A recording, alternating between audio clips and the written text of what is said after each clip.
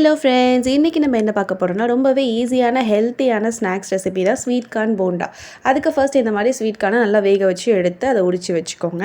இது கூட ஒரு அழகு கடலை மாவு, ஒரு ஸ்பூன் கார்ன்ஃப்ளவர், ஒரு ஸ்பூன் அரிசி மாவு, அதுக்கப்புறம் காரத்துக்கு ஏற்ப மிளகாய்த்தூள், அது கூடவே கொஞ்சமாக இஞ்சி பூண்டு பேஸ்ட்டும் அண்ட் பெருங்காயத்தூள், இதுக்கப்புறம் பார்த்திங்கன்னா பச்சை மிளகாய், கொத்தமல்லி, கருவேப்பிலை, கொஞ்சமாக வெங்காயம், இது எல்லாத்தையும் சேர்த்து நல்லா மிக்ஸ் பண்ணிக்கோங்க. கொஞ்சம் கொஞ்சமாக தண்ணி விட்டு மிக்ஸ் பண்ணிக்கோங்க. ஒரேடியாக ஃபஸ்ட்டே ஊற்றிடாதீங்க, அப்போ நமக்கு கரெக்டான கன்சிஸ்டன்சி தெரியாது.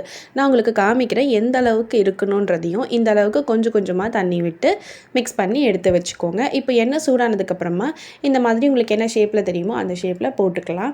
அண்டு எண்ணெயில் ஃப்ரை பண்ண வேண்டாம் அப்படின்னு நினைக்கிறவங்க நம்ம தோசை தவாலையும் போட்டு எடுத்துக்கலாம். அதனால எந்த பிரச்சனையும் கிடையாது. ரொம்பவே சூப்பராக இருக்கும் அந்த ஸ்வீட் கார்னுடைய டேஸ்ட். அது மட்டும் இல்லாமல் நான் இது கூட இந்த ஆனியன், அதுக்கப்புறம் ஃப்ளேவருக்காக கொத்தமல்லி, கருவேப்பிலை இதெல்லாம் ஆட் பண்ணனால ரொம்பவே சூப்பராக இருக்குங்க.